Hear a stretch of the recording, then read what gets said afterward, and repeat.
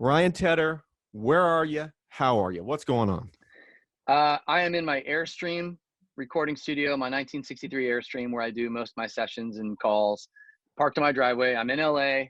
I'm headed to Lake Tahoe here in a couple days, and I'm doing great, man. Busy as hell, which is weird, or maybe it's not weird anymore. I guess apparently, with Zooming, you actually somehow can be more busy than before Zooming. So Very true. Yeah, here, this I am. airplane looking thing you're in looks like a psychedelic silver cylinder, which of course the interior of a plane Yep. looking. I've never seen. Yep. Yeah, this is wild looking. This is an old vintage Airstream that I pull behind tour buses when we're on tour in the summers. Um, Written a lot of songs, produced a lot of albums in this Airstream. Ryan, how has quarantine life treated you overall? Give me like an overall It's grade on this wild I, experience. it's been, at the risk of sounding daft or like a total dick, given how dark the time has been. It's been awesome for me personally and my family because like I've been on tour for 13 years. So for me to not travel and be around my kids and my wife, like this focused amount of time has been phenomenal. Um, and then creatively, it's been, for a lot of songwriters and film and TV people, it's been a creative explosion because we're locked down with nothing but time. All the normal Right. distractions, driving around LA, getting to meetings, showing face, doing the quote unquote required dinners, like all that stuff has gone away. And so it's allowed me time to create. So, I've just been doing nonstop songwriting and songs coming up with Alicia Keys and Blackpink and Cardi B and like all kinds of different artists. And it honestly, I don't know that half of it would have happened without being locked down like this. And then I kind of did a nosedive into film and TV land in the last 4 months and been getting shows off the ground and that kind of stuff because people are quickly running out of running out of content. So yeah, man, it's been good. I can't complain. It's been good for me. I'm ready.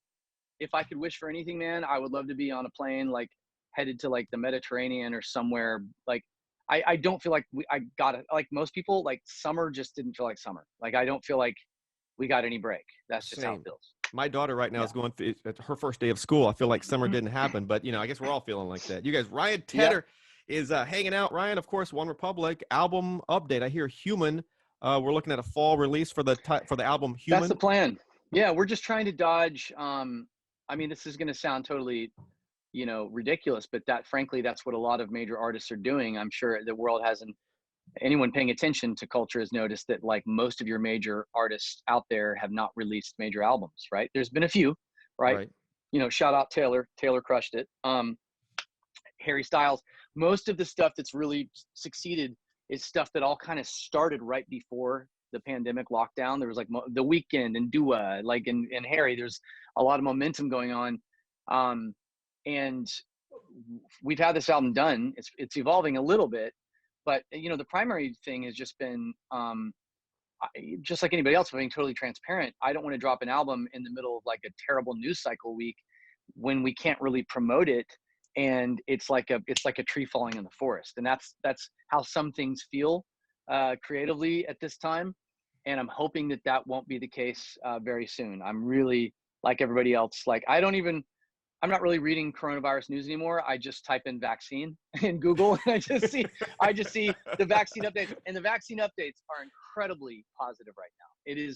That stuff is coming, and it's coming quick. I'm looking for another crazy road story from you. And just so you know, I've told your crazy road stories on other artist countdowns because they're so spectacular, where you left a band member in another country, septic tank broke, you had an airline near crazy disaster. You have the best crazy road stories. Do you have another one for me? You know what, JoJo? I do. How about that? How about that? Yeah. What we got? Okay. Well, what do we got? So pre-pandemic, right? We wrapped Songland season 2, the show that I'm on, the NBC show. We wrap it February 27th. Sorry, February 26th. 27th, I'm on a flight to Dubai. We play Dubai Jazz Festival, whatever it is. This is this year, okay? We have a 2-week underplay tour. And to go really quickly, we have an arena tour on hold. We had a whole summer tour this summer with Macklemore and Betty Who planned, and the whole thing went up in flames like everybody else. We had a an arena tour in Europe, Middle East, India, you name it, planned for later in 2020. This fall was going to be this fall. So we did what artists call underplay tours, which is you go into the market you're going to be in 6 months before you're there. You play 6 or 7 small theater venues to get like the hype machine going and get everybody amped up for the coming shows. So we had Italy, London, Paris, Germany, and one other city, right? We get there, Italy, as we're headed to Italy, they close its borders. So literally we're in the tour bus that we rented for 4 days, and we have to return it the next day. I'm on a tour bus going, they just closed the borders to Italy, guys. People are dying left and right from this pandemic thing. Oh. And meanwhile, in America, nobody quite knew that it was real yet, right? Nobody knew. So I'm seeing this unfold in real time in Europe. I was driving through like Austria or somewhere with the whole band at like 2 a.m, texting all these people, like, watching my spring break plans implode and like all these, like everybody else. And I have to get online, go on Google Maps and go, all right, where's the next city we're going to be? Oh God, we have to kill 6 days. We have an entire band and crew, no hotel. Italy just got blown out. They shut their borders down. Now we're afraid that like other countries are going to start closing their borders as we're driving through them. Oh my God. Because when they shut that stuff down, man, it's instantaneous. The border closes. Like you can't get in, you can't get out. So we're driving back. I end up I look at a map and I go, Amsterdam. It's kind of perfectly situated. We can get to London easily. We have a show in Utrecht, Holland, which is right there. So we go camp out at Soho Hotel Amsterdam for 6 days. By the way, incredible. Check it out. And my wife keeps calling me, telling me this pandemic thing is real. It's getting worse and worse and worse. Nobody's reporting it, meanwhile, in Amsterdam. Nobody. Bars are packed. Life is normal. We had no sense of what was going on. I was like, coronavirus, it's a flu, whatever. Everyone's overreacting. Long story short, we go play London, and I'm going to call it right now. I was an asshole. I did an interview with Zane Lowe on Beats on Apple. And I was telling him, man, like right now the numbers, I said something to the effect of like, is it just a flu? Like just a bad flu? Because in Europe, that's in Holland and London, that's how it felt. Nobody was talking about it. So we play a show in London. That night, one of my good friends comes, A&R guy, comes and hangs out, and we're hanging out in my hotel room. He's telling me about how he discovered the 1975 and like all these stories till 3 a.m. Me, half my band, with this guy, my friend Alex, sharing pizza, champagne, water. He's pouring it. We're hugging it out. We're high-fiving. We're laughing till 3 a.m. because we had a flight to catch the next day. So we're joking about coronavirus because, again, at the time, was not a big deal. Didn't know it was real. Get on the plane. I land. My phone goes off. Bing. Alex, my friend, mate, I'm so sorry. You need to drive straight to a hospital. I was like, what? This is March 13th, by the way, of this year. He goes, I'm in the hospital now. I'm positive for COVID-19 and it's horrific. Wow. And I don't know how you couldn't have it because we were sharing pizza, drinks, like laughing, coughing, sneezing. I mean, like we were together for 6 hours straight, right? So I have been gone at this point for 3 weeks from my wife and kids, and I have to call my wife from between LAX. I am 3 minutes from my house and waiting on the doctor to call, and he calls and he says, don't go home. Don't go home. And I tell the driver to pull over, and I go, what do you mean? He goes, you need to go in quarantine. Well, he's like, you're very likely going to have this, like if you were that exposed. So I go, how long? He goes, 2 weeks. So I've been gone for 3 weeks. My kids have a sign up saying, welcome home, daddy, like all this other stuff. I'm 3 physical minutes from my house, and I call my wife and I go, I'll see you in 2 weeks.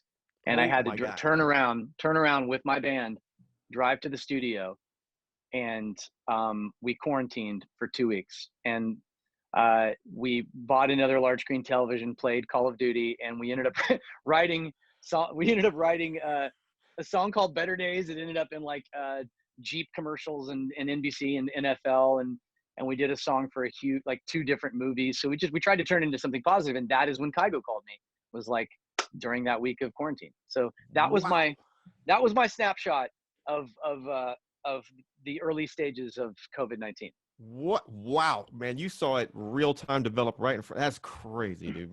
Ryantedder, of course, hanging out. How are the guys of OneRepublic doing? How's the fellas? What are they up to? Dude, they are great. Drew guitar player is living in Pacific Palisades. He's got a brewery in Denver that's killing it, winning beer awards and medals. Everybody's getting stir crazy. Zach is in Chicago and Michigan up in their vacation house, also getting stir crazy. Eddie's in Denver or Vail right now, I think. And then Brent has basically moved full time to Washington State. He was living in Topanga, and before that Silver Lake, and they bought a vacation house up in Leavenworth, Washington, and just decided to stay. So he's up there. And Brent and I Zoom pretty much every other day because we started a company at the beginning of COVID to focus solely on TV and film, original songs for TV and film. And so we've been like doing basically a movie a month in terms of original music and just doing the whole thing over Zoom. It's crazy. Safe to say you guys have been busy in this crazy time, obviously. I know you're anxious at some point, all you guys, to get back on the road. Yes. When do you think tours, like, how do you see this happening in the early stages, whenever that early stage may be? Here's how I see it happening. I'm partners with Live Nation in more ways than one, so I get pretty real updated information. They own 85% of the touring marketplace around the world, right? So every week I get an update on what does touring look like for the future of music, recording artists. What I can tell you is that I believe, and a lot of people believe, that Europe will open first in terms of touring. In theory, Australia could be right there with them. It's going to come down to each country's protocol. Europe just had a concert 2 nights ago in Berlin, 12,000 people. And they're tracing everybody. They're watching and waiting. How many cases popped up? 12,000 people together. How many cases popped up? We'll know shortly. Those countries just did such a better job locking down. I think they'll open up first. We have an arena tour on hold for spring 2021 in Europe and the Middle East, and I think it goes all the way over to India. And we have them held. So I can tell you for OneRepublic, we're hoping to be hoping. If I was to give you a realistic percentage chance of that happening, I would say 40%. I think there's probably less than 50%. Bieber announced next summer dates. I think if you were to have a realistic conversation with Scooter, he'd say, yeah, we believe we will tour next summer and that there will be a vaccine and that we'll have protocols. Bieber knows as much as I do. I hope that he does. I'm going to go to that concert. I writing stuff for him right now. So I hope a lot of things for Justin Bieber. But what I will tell you is that nobody has a crystal ball, and that I personally think that in the absence, that the only way that touring actually happens again is with a widely accessible vaccine.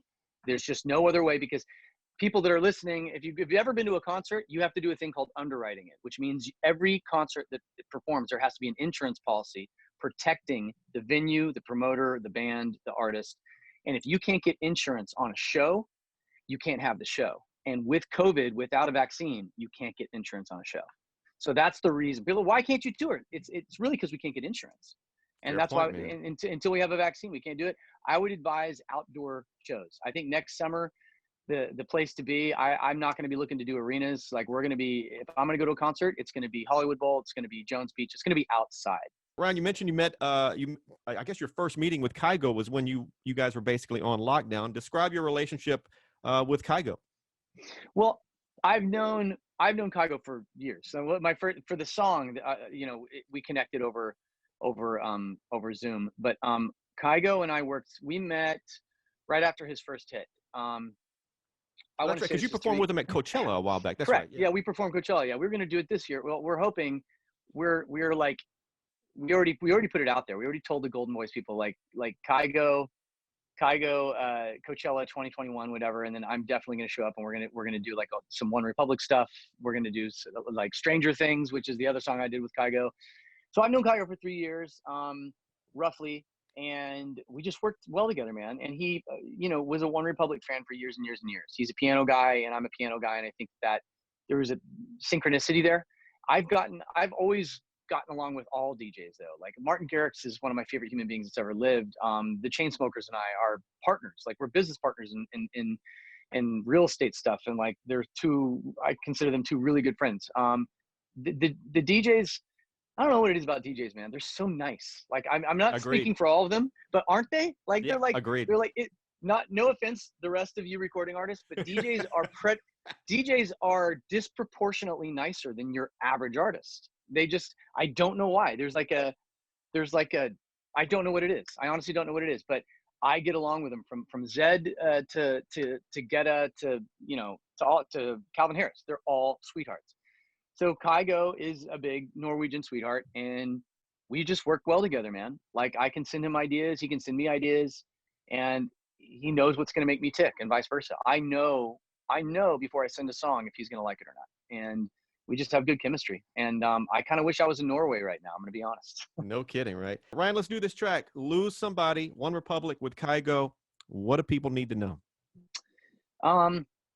This song is, I don't know, this song makes me emotional. It's real. It's what people, unfortunately, you have to go through sometimes. You have to lose somebody to realize you actually needed them. You have to, it's absence. It's like, I remember in high school, the girl that I was obsessed with, we were best friends, and I was falling in love with her like crazy hard. And she wrote me a letter years later saying, like, I didn't realize how much I loved you until I lost you. And that is, in essence, the song. She's funny enough, one of the 3 girls that I wrote Apologize about back in the day. No kidding. Yeah. I had like 3 incidences with girls that I was just smitten by, like high school and college. And all 3 of them, the feeling was mutual. But it was like the timing was off. It was like just bad timing. And all 3 of them came back later. One of them, like, I don't want to say cheated on me, but more or less as we were starting to date, like hooked up with somebody else and didn't think it was a big deal. And then the other one, I won't get into the other one, but bottom line is all three of them told me within 2 years of dating them that they were sorry, and that if they could take it back, they would. And like, could we get back? Would you consider getting back together? All 3 of them separately. And so Apologize was my collective song to all 3 of them. But Lose Somebody is effectively, it's funny. It's not Apologize, but it's about that same topic. Like, sometimes you don't know what you have till it's gone. And then Kygo and I sent files back and forth between March, April, May. And we shot that crazy video. If you haven't seen the video for this, it is the craziest video since COVID-19 started. And we're riding an ostrich together in space. That's all I got to say. So you should check it out. Ryan, you've met and worked with everybody. I mean, literally everybody. Have you ever been starstruck? Have I ever been starstruck? Yes. It's happened 3 times. One was the first time when we opened for U2 during the 360 World Tour back in 2011. I think it was 2011, 2012, somewhere around there. We played Munich Olympic Stadium. We played a bunch of stadiums with them in Europe, 80,000 people a night. And this is U2 this is the tour that broke the world record for the most successful tour of all time. And it's U2. So when Bono walks up to you, all of a sudden they all came out of the hole of the belly of the stadium. They said, stand right here. The band will pass you on their way to the stage, and they want to say hi and thank you. And Bono handed me like a bottle of whiskey and gave me a hug and like gave me some kind words. And I was just a blabbering idiot because it's Bono with the shades on and the edge and 85,000 people screaming. And I was just like, what is my life? I've already won. I quit. Like, I'm not over. That was number 1. Number 2 was meeting Obama. We played the White House tree lighting ceremony right around the same time, 2012, 2013. No, it was 2013. And Ellie Goulding had just come out and she performed Lights, and that's where I met her and we became fast friends. But when Obama and his family walked into it was me and Carson Daly standing next to each other, and Obama walks in, and I was caught off guard by how tall he is. He's like 6'2", 6'3", and the whole family is 6'4". Like, the whole family is so tall. Oh, wow. And he just walks up and he goes, hi, I'm Barack Obama. And I literally went, hi. And I didn't introduce myself. I didn't bow. All of a sudden, my brain, I was going, wait, do I curtsy? Like, what are we supposed to do here? Like, and I was not, it's funny because I didn't sit around. It's not like I was like a closet, like, massive Obama fan. I thought it was dope. I didn't think about him that often in that way. So I was actually thrown off by how starstruck I was. I was so thrown by my own reaction that I was embarrassed. And then the third and final was I wrote and produced a chunk of Paul McCartney's most recent album. And when I got the call to work with Paul, I couldn't believe it. And this is the last story I'll tell you. McCartney called me. I got an email from his manager saying, Sir Paul is going to reach out in the next few weeks. Cool. He never told me his number. So I'm at Soho House with my record label, with Interscope, having a lunch. And I get a call from a +44 number, and I hit ignore. Then I hit ignore again. Like 3 times in a row, I just hang up on it. Finally, I get a text. Hi, Ryan. Just wondering if you're free to talk. And I write back, new phone, who dis? Oh, like, God, you did not. I swear to God I did. Swear on my life. New phone, who dis? And he goes, it's P. And I go, P, question mark. And all of a sudden I see the ... I'm going, who the hell is this? And he just writes, Sir Paul. And I picked up that phone and dialed that number, which you're not supposed to do in a Soho House. You're not allowed to make phone calls. And I called him, and I was shaking. I was like, I can't believe I'm on the phone with Paul freaking McCartney. And then when I met him 2 or 3 months later in the UK at his studio, right before I walked in, I just had to take a deep breath and like decompress and be like, Ryan, you've worked with Bono, you too, you've worked with whatever, the Killers and Adele, like Peter Gabriel, like calm down. Like I had to psych myself into it, just like he's another artist. He just happens to be the single greatest of all time. And it was like going to play one-on-one with Michael Jordan. That was what it was like. That's the last dance. So I was dumbstruck. New phone, who dis? Who dis to Paul McCartney? Ryan Tedder, of course, hanging out, you guys. Ryan, of course, you run Mad Tasty. Give me a quick statement on how tasty your drink company, Mad Tasty, is. It is the best tasting. It's a sparkling water with 20 milligrams of hemp extract, i.e. CBD, broad spectrum. It is the number one. We're now the category leader. It's the top brand in that space. We have watermelon kiwi, we have unicorn tears, and we have grapefruit. I drink probably 4 a day. It calms you. You don't get high. There's no THC. It is antidepressant. It is an anti-anxiety. It is an anti-inflammatory. So post-workout, pre-workout, before you go to bed, does not make you tired. And we crush it. In every can that we sell, we donate 12 ounces of clean drinking water to people in places in need. So we build wells. We're actually building our 4th well right now in India for a village of about 4,000 people. And so that's our give back. Blake Mykoski, the founder of Tom's Shoes, is one of our advisors. We have, a bunch of incredible people surrounding this company, and we're available online at madtasty.com. Yeah, man, it's crush your day. It's a pick me up.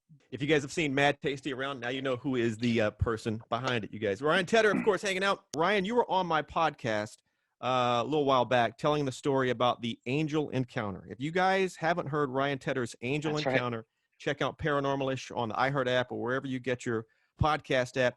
The story, I'm working on a project, and I may need to chat with you in the future on retelling the angel story and the note that you left for your mom, the one your mom had you write. Can you briefly tell the angel story, and do you have access to that note? My mom would have the note. I mean, so people are like, do you believe in ghosts or angels and demons? I do.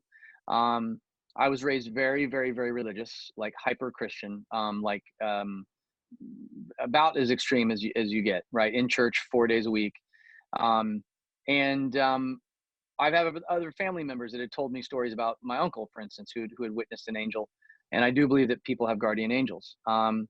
Anyone that knows me would be shocked to hear me say this, like most artists that work with me, most people that know me, because I'm a very, very rational 2 + 2 = 4 guy. I'm not a conspiracy theorist. I call bullshit on most things, because most things are like when they're in conspiracy.